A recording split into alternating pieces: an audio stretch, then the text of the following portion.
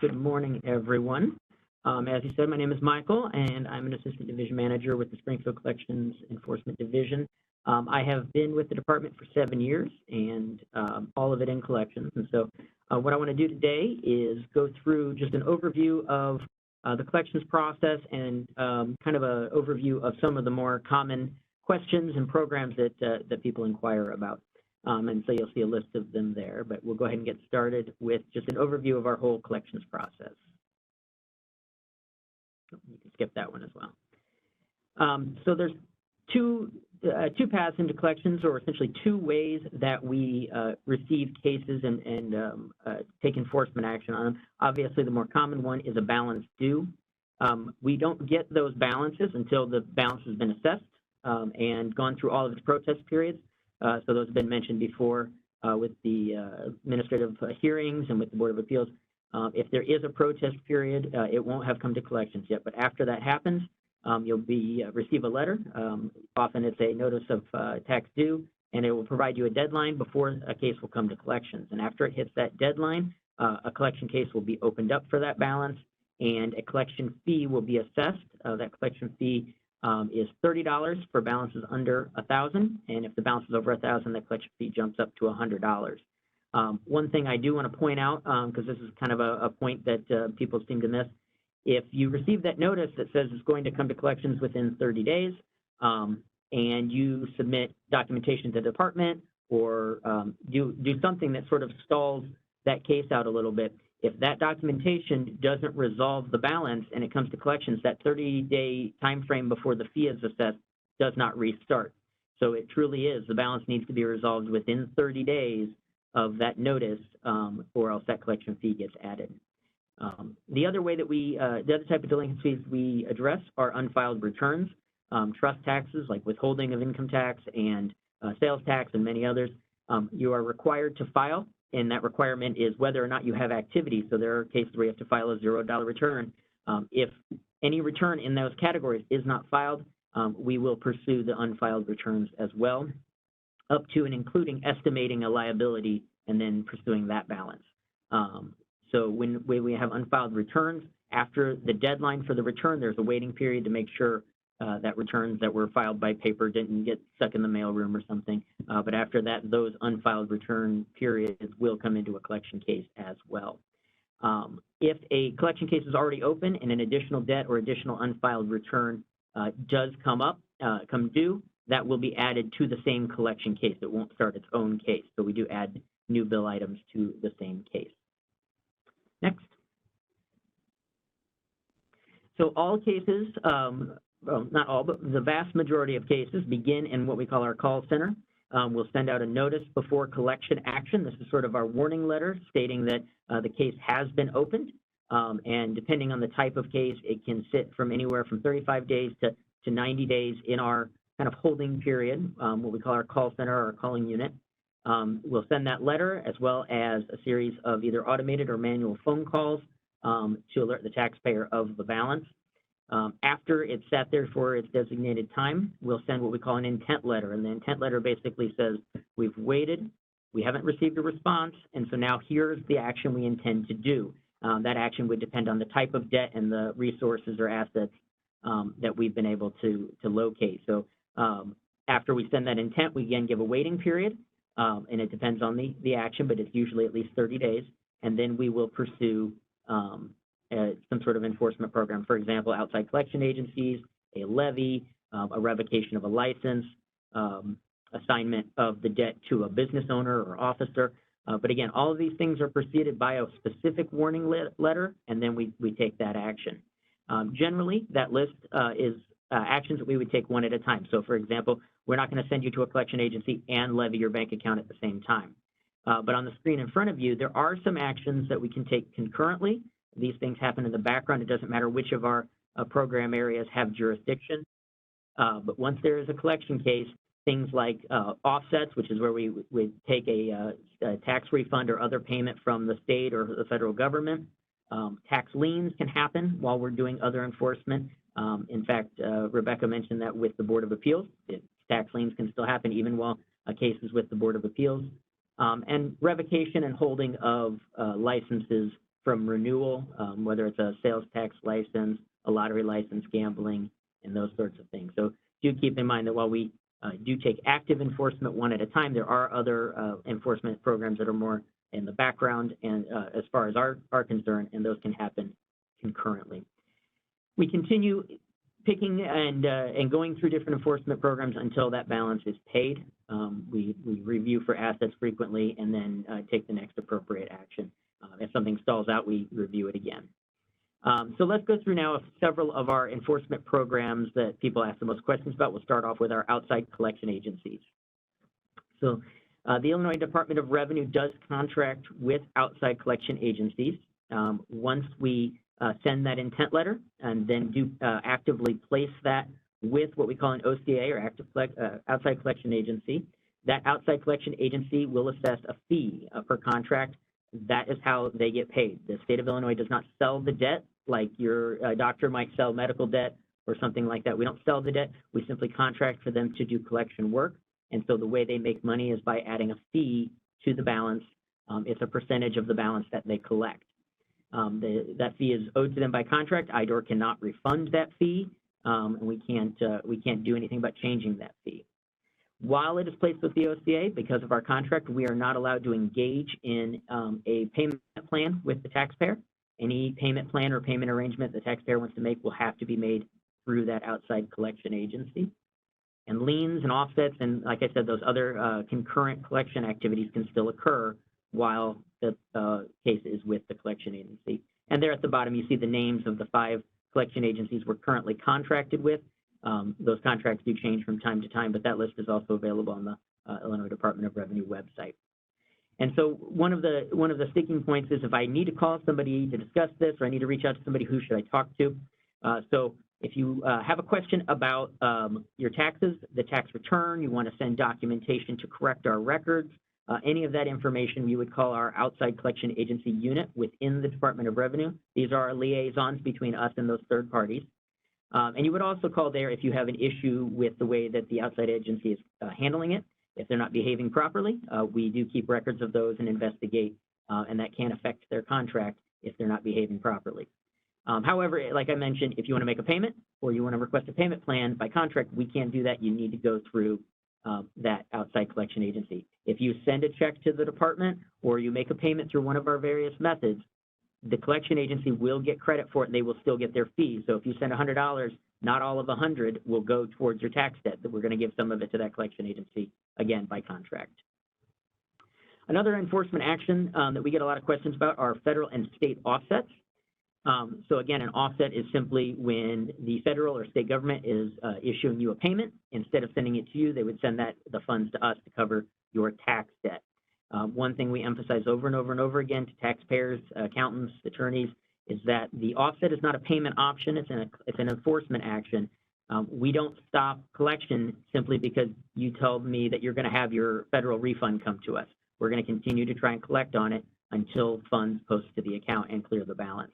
And so we get a lot of calls where an accountant will tell, the taxpayer says the accountant told them, oh yeah, my accountant said I owed, but the federal government was just going to send you my refund. We're still going to attempt our collection efforts because until that refund gets there, we don't know it exists. Both the U.S. Treasury, which would be federal refunds and other federal payments, and the Illinois Comptroller sending state payments and state refunds charge a fee, and that fee is charged by those entities. The Department of Revenue cannot refund or adjust that fee, even if after the offset occurred, the taxpayer provided documentation to prove that the debt wasn't valid. We will refund any overpayment, but the fee itself belongs to those agencies. We cannot refund those fees. The Illinois Comptroller works with us and sends us a notification when they are holding funds. They hold those funds for 60 days, allowing for a protest. And during that 60 days, you can contact the department to protest it and send in the information. And once those 60 days are up, the payment will be released. If the taxpayer wants it released early, they would call us and we can facilitate that release. There's a notification we need to give to the comptroller. On the other hand, the U.S. Treasury does not notify us when they're sending money. We only know it's coming once it gets here. So again, we continue enforcement until it arrives. So similar to the OCA, who do you call?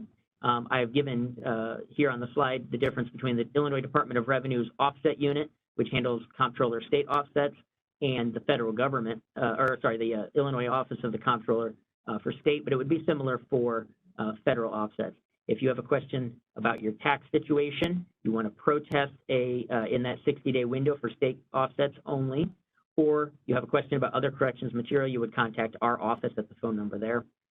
If you have a question about the refund check itself, you need to have a check reissued, or you have a question about a tax refund that was sent to another government agency.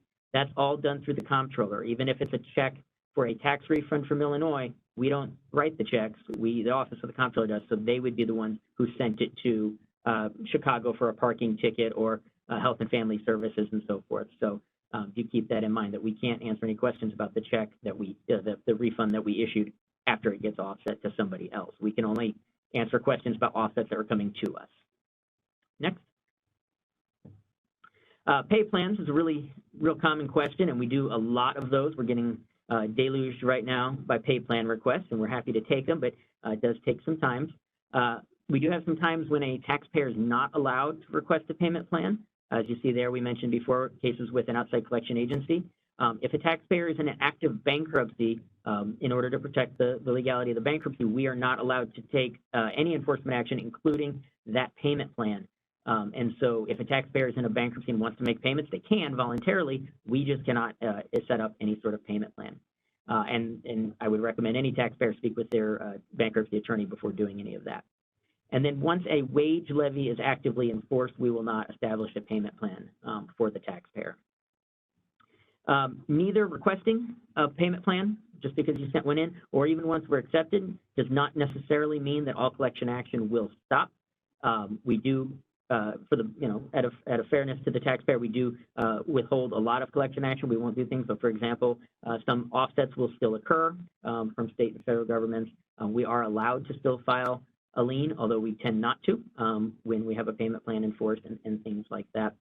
And one thing that's very, very important to do is continue to file and pay any future returns on time. If you default on default your payment plan because you incur additional debt or fail to file a required return, that pay plan will get defaulted and closed, and we'll pursue collection action immediately. Next. So we have several pay plan options, and I'm excited to announce a relatively new option that we have called a pre-approved pay plan. This you can find on the MyTax homepage. There's a panel, you can see an image of it there. You have to scroll down a little bit depending on your browser. But we have this pre-approved pay plan.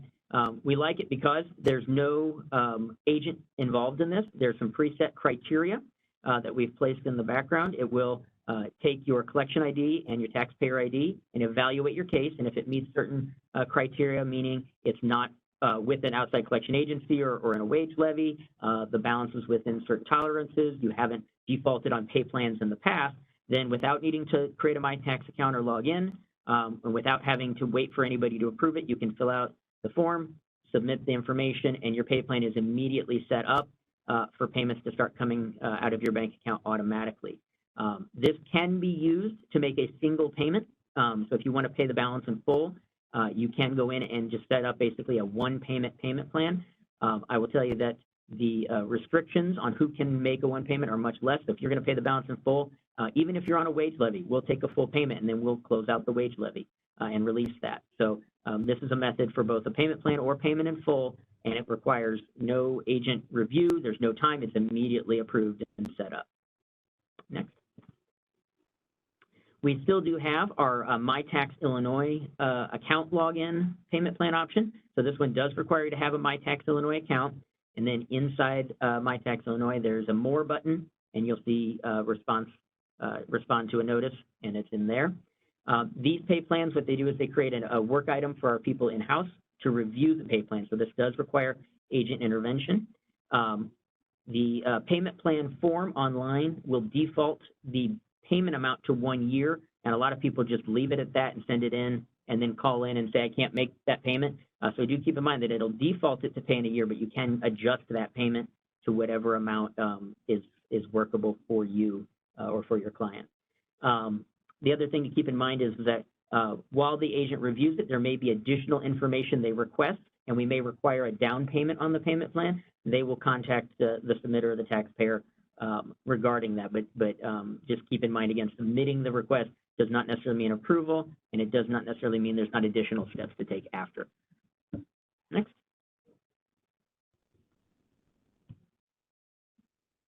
And then lastly, we do still have our paper form, which you can get on the website. As I think both Melanie and Rebecca stated, paper is the least preferable option. It's the slowest to get to us and the slowest to process, but we do still offer it. It again requires approval. You can get this form on our website, and there is a supplemental form called an EG-13I for individuals or B for business. It is required. If you do the MyTax version and the department determines it's required, it will automatically ask it for you when you're filling it out. But here, just know that you may need to submit that additional form. Next. So liens and certificate revocation, I'm not going to go into too much detail with these, but there are some points that are commonly asked, or questions that are commonly asked. So regarding liens, go ahead and flip the slide, please.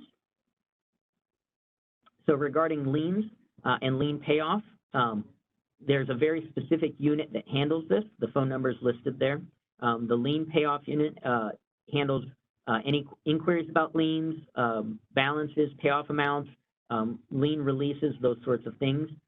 Only that unit handles those. And so if you have a wage levy and a lien, or a revocation and a lien, whatever it is, if you want to have a question about the lien, you need to go to that lien unit, not the units handling your collection effort. And they will be glad to assist you. Keep in mind that if you are paying off your lien, and they'll explain this to you when you call, you'll need to get an exact payoff amount from them. And then if you want an immediate release, the best thing to do is bring cash or a cashier's check or a money order to one of our department buildings, and payment processing there will take that payment and notify the lien unit, and they can release the lien right away. If you pay with a credit card or personal check, you put it in the mail, that's going to be delayed, including a delay. For example, with a credit card, we will wait to make sure that the charge isn't reversed before we release the lien. So if you want a lien released and it's urgent, it needs to be one of these methods, and it should be in person. We do have a lien registry. We've been doing this since 2018, in which we, instead of filing liens with each individual county, essentially file them with ourselves with an online database that is searchable.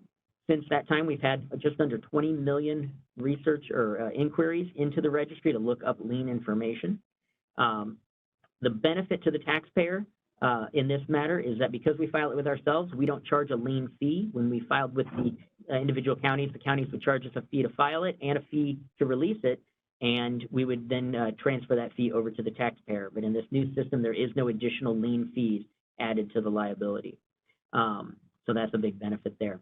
If you are interested in subscribing, we have a subscription to this lien registry, which allows you to have access to a downloadable file of the lien data.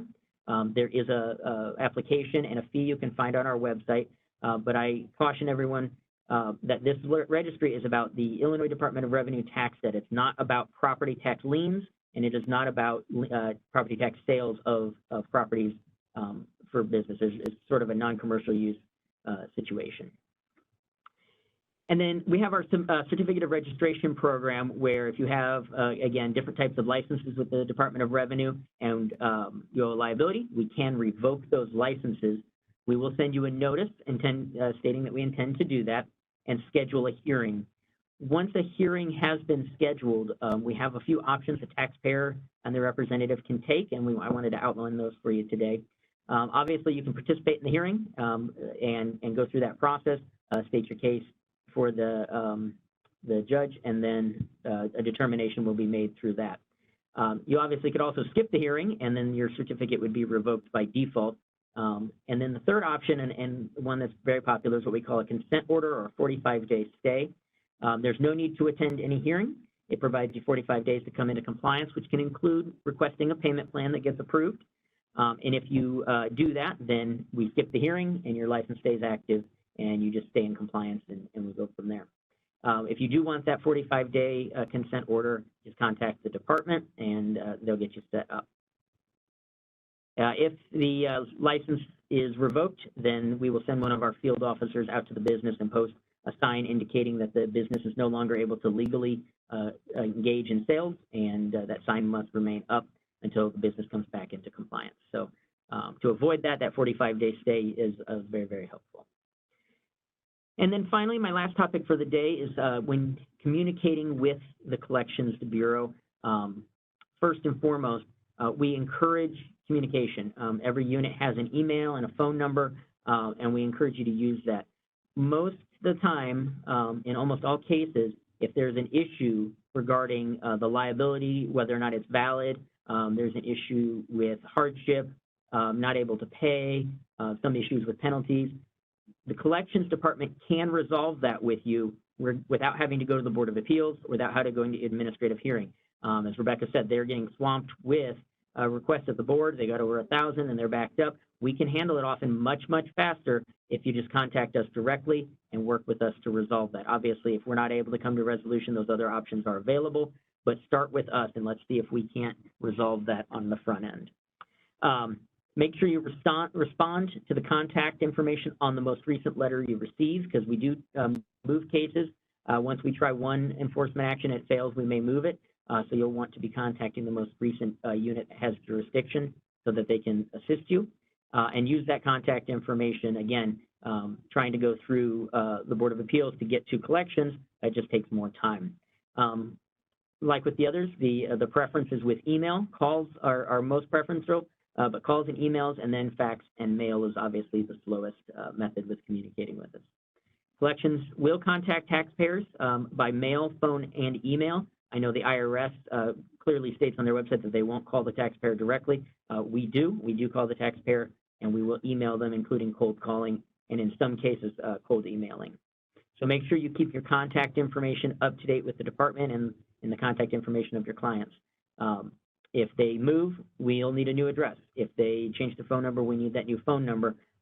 If we make our due efforts to send notification to the address that was provided to us, and that address has changed, we've done our part. So it's very, very important that taxpayers keep their information current with the Department of Revenue. Next. And it's a little small, but there is the contact information for all the different jurisdictions within the Collections Bureau. The second one there being our automated pay-by-phone system, which is available 24/7 and can be used to make payment.